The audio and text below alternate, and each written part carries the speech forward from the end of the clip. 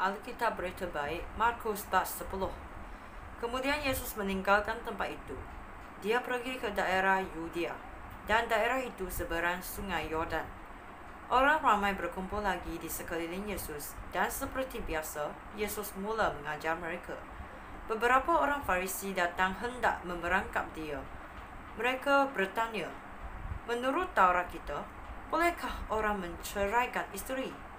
Yesus menjawab dengan bertanya, "Apakah perintah yang diberikan oleh Musa kepada kamu?" Mereka menjawab, "Musa membenarkan seseorang menceraikan isterinya asal menulis surat cerai."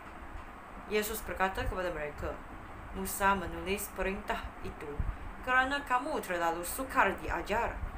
Tetapi pada mula-mulanya, pada waktu Allah menciptakan manusia, ada dikatakan bahawa Allah menjadikan mereka lelaki dan perempuan. Itulah sebabnya seorang lelaki meninggalkan ibu bapanya lalu bersatu dengan isterinya dan kedua-duanya menjadi satu. Dengan demikian, mereka bukan lagi dua orang tetapi satu. Oleh itu, mereka yang telah disatukan oleh Allah tidak boleh dipisahkan oleh manusia." Setelah mereka pulang ke rumah, pengikut-pengikutnya bertanya kepada Yesus tentang hal itu. Yesus berkata kepada mereka, "Seorang lelaki yang menceraikan isterinya lalu berkahwin dengan wanita lain, berzina terhadap isterinya yang pertama. Demikian juga seorang wanita yang menceraikan suaminya lalu berkahwin dengan lelaki lain pun berzina." Beberapa orang membawa kanak-kanak kepada Yesus supaya Yesus meletakkan tangannya pada kanak-kanak itu dan memberkati mereka. Tetapi pengikut-pengikutnya memarahi mereka. Ketika Yesus nampak hal ini, dia marah lalu berkata kepada pengikut-pengikutnya, "Biarlah kanak-kanak itu datang kepadaku. Jangan larang mereka, kerana orang seperti inilah yang menikmati pemerintahan Allah." Ingatlah, orang yang tidak menyambut pemerintahan Allah seperti seorang kanak-kanak tidak dapat menikmati pemerintahan Allah. Lalu, Yesus memeluk semua kanak-kanak di situ. Kemudian dia meletakkan tangannya pada tiap-tiap anak dan memberkati mereka. Ketika Yesus meneruskan perjalanannya, seorang lelaki berlari ke arah Yesus. Dia sujud di hadapan Yesus lalu bertanya, "Guru yang baik, apakah yang harus saya lakukan supaya beroleh hidup sejati dan kekal?" "Mengapa kamu mengatakan aku baik?" tanya Yesus. "Tiada seorang pun yang baik kecuali Allah. Kamu tahu akan hukum Allah. Jangan membunuh, jangan berzina, jangan mencuri, jangan berikan kesaksian palsu, jangan menipu, hormatilah ibu bapamu." "Guru," kata orang itu, "sejak muda saya telah menurut semua hukum itu." Dengan penuh kasih Yesus memandang orang itu lalu berkata, "Tinggal satu perkara sahaja yang perlu kamu lakukan. Pergilah, jual segala yang kamu miliki, berikan wangnya kepada orang miskin, maka kamu akan beroleh harta di syurga. Kemudian marilah ikutlah aku." Apabila orang itu mendengar kata-kata Yesus, mukanya muram.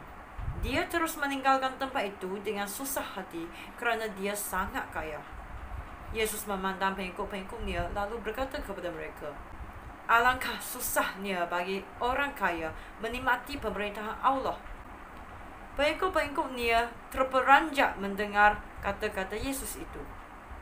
Tetapi Yesus berkata pula, "Hai anak-anakku, memang susah untuk menikmati pemerintahan Allah.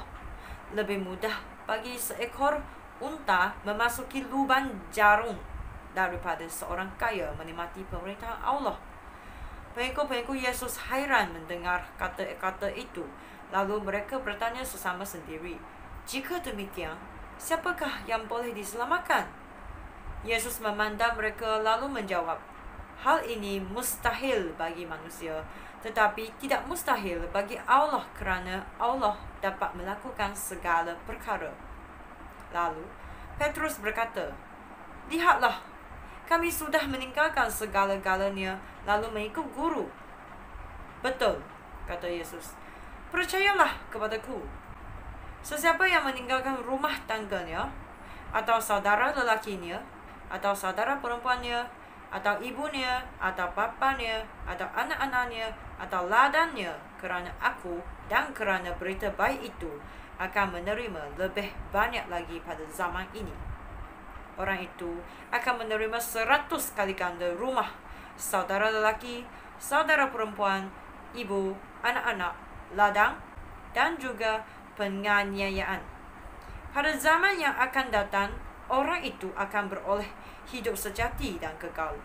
Tetapi, banyak orang yang sekarang ini terdahulu akan menjadi yang terakhir, dan yang sekarang ini terakhir akan menjadi yang terdahulu.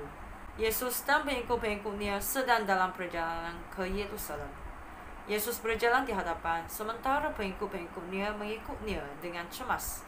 Orang ramai yang mengikut mereka pun takut. Sekali lagi, Yesus memanggil pengikut-pengikutnya ke tepi, lalu berkata kepada mereka tentang apa yang akan berlaku terhadap dirinya. Dengarlah, katanya, kita sekarang sedang menuju ke Yerusalem. Di situ, Anak Manusia akan diserahkan kepada para ketua imam dan guru Taurat. Mereka akan menjatuhkan hukuman mati kepadanya, lalu menyerahkan dia kepada orang bukan Yahudi. Mereka akan mengolok-olok dia, meludahi dia, menyesah dia, dan membunuh dia. Tetapi selepas 3 hari, dia akan bangkit semula. Lalu Yakobus dan Yohanes, anak-anak Zebedeus, datang kepada Yesus. Guru, kata mereka, ada satu perkara yang kami hendak guru lakukan untuk kami. Apakah yang kamu mahu aku lakukan untuk kamu? Tanya Yesus. Mereka menjawab, apabila guru bertakhta dalam kemuliaan, benarkanlah kami duduk di sebelah kanan dan kiri guru. Yesus berkata kepada mereka, kamu tidak mengetahui apa yang kamu minta. Sanggupkah kamu minum dari cawan penderitaan yang akan aku minum? Sanggupkah kamu mengalami baptisan penderitaan yang akan aku alami? Sanggup, jawab mereka. Yesus berkata kepada mereka, memang kamu akan minum dari cawan penderitaan yang akan aku minum, dan kamu akan mengalami baptisan penderitaan seperti yang akan aku alami. Tetapi aku tidak berhak menentukan orang yang akan duduk di sebelah kanan atau kiriku. Allah yang menentukan siapa orangnya yang akan duduk di tempat itu. Ketika 10 orang pengikutnya yang lain mendengar hal itu, mereka marah terhadap Yakobus dan Yohanes. Yesus memanggil mereka semua lalu berkata, kamu tahu bahawa para penguasa bangsa yang tidak mengenal Allah menindas rakyat. Para pemimpin mereka selalu menekan rakyat. Tetapi tidak demikian halnya dengan kamu. Jika seorang antara kamu hendak menjadi besar, dia harus melayani orang lain. Jika seorang antara kamu hendak menjadi yang pertama, dia harus menjadi hamba kamu semua. Anak Manusia tidak datang untuk dilayani. Dia datang untuk melayani orang serta menyerahkan nyawanya untuk membebaskan banyak orang. Mereka tiba di Yeriko. Ketika Yesus meninggalkan kota itu dengan pengikut-pengikutnya dan orang ramai, ada seorang buta yang duduk minta sedekah di pinggir jalan. Namanya Bartimeus, anak Timeus. Apabila orang buta itu mendengar bahawa yang sedang lalu di situ adalah Yesus orang Nazaret, dia mula berseru, Yesus, anak Daud, kasihanilah hamba. Orang ramai memarahi dia dan menyuruh dia diam. Tetapi lebih keras lagi dia berseru, anak Daud, kasihanilah saya. Yesus berhenti lalu berkata, panggillah dia. Mereka memanggil orang buta itu. Jangan kecil hati, kata mereka. Bangunlah, Yesus memanggil kamu. Orang buta itu pun melempar jubahnya lalu melompat dan pergi kepada Yesus. Yesus bertanya kepadanya, apakah yang kamu mahu aku lakukan untukmu? Orang buta itu menjawab, Guru, saya ingin melihat. Pergilah, kata Yesus. Kamu sembuh kerana kamu percaya kepadaku. Pada saat itu juga, Orang itu dapat melihat, lalu dia mengikut Yesus di jalan.